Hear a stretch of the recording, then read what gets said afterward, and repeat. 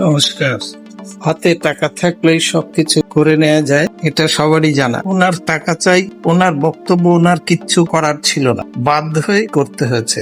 মানে টাকা যেখানে আমি সেখানে, এটাই বামপন্থী আইনজীবী বিকাশ রঞ্জন ভট্টাচার্যের করে দেখালেন। বিকাশ বাবু চাকরি চোর, গরু চোর, বালি চোর, তোলাবাজ, দুর্নীতির বিরুদ্ধে এতদিন যে লোক দেখানো লড়াই করেছিলেন গরিব সৎ নিষ্ঠাবান মানুষদের জন্য, সেটা তাহলে আজ প্রমাণিতই হয়ে গেল নিছকই লোক দেখানো, লোক ঠকানো। কেন কথা বলছি? এতদিন তিনি বিভিন্ন কোর্টে, যেটা হাইকোর্টই হোক বা সুপ্রিম কোর্টই হোক, চোর দুর্নীতিবাজদের বিরুদ্ধে লড়তেন।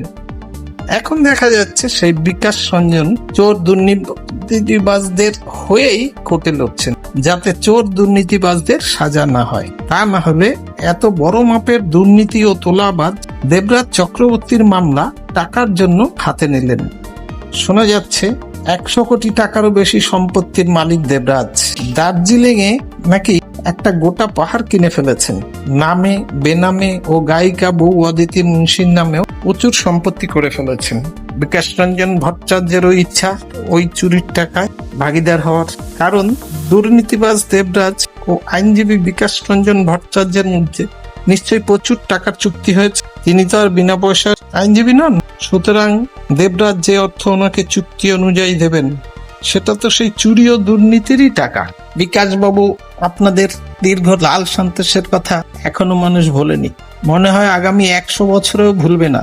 তৃণমূল ক্ষমতা আসে আপনাদের দুর্নীতির কোনো তদন্ত করেনি। করলে আপনাদেরও বহু নেতা মন্ত্রী জেলে থাকতো। তৃণমূল আপনাদের দুর্নীতির হাওয়াই চটিটা পরেই 15 বছর শাসন করে গেল। আপনি বা আপনাদের দল হয়তো তারই প্রতিদান দিচ্ছেন। তা না হলে আপনি কেন তৃণমূলের চোর দুর্নীতিবাজ দেবরাজ চক্রবর্তীর হয়ে ওকালতি করছেন?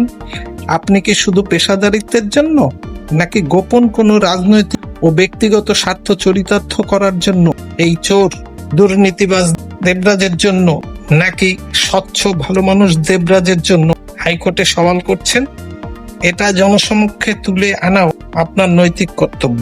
আমার মনে হয় এরপর আপনি তৃণমূলের চাকরি চোর সুজিত বসুর কেসটাও হাতে নেবেন। তারপর একে একে তৃণমূলের যত তোলাবাজ, চোর, দুর্নীতিবাজ কাউন্সিলর ও নেতাদেরও হয়ে আপনি সওয়াল করবেন। তারপরে প্রাক্তন মুখ্যমন্ত্রী মমতা ও তার ভাইপো ধরা পড়লেও তাদের হাতে একদিনও জেলের ভেতরে থাকতে না হয়, আশা করি তার ব্যবস্থাপনাও আপনিই করবেন। সেটা দেখার অপেক্ষায় রইলাম। তৃণমূলের সব চোরেরা যদি আপনার মতো উকিলের কাছে আস্থা রাখেন, তবে আপনার গ্রাহক ও গুণমুগ্ধদের সংখ্যা অনেক বেড়ে যাবে। আপনারও আয়ের সংস্থান বেড়ে যাবে। আপনিও চোরাই টাকার ভাগে সমৃদ্ধশালী ও ঐতিহ্যশালী হয়ে উঠবেন।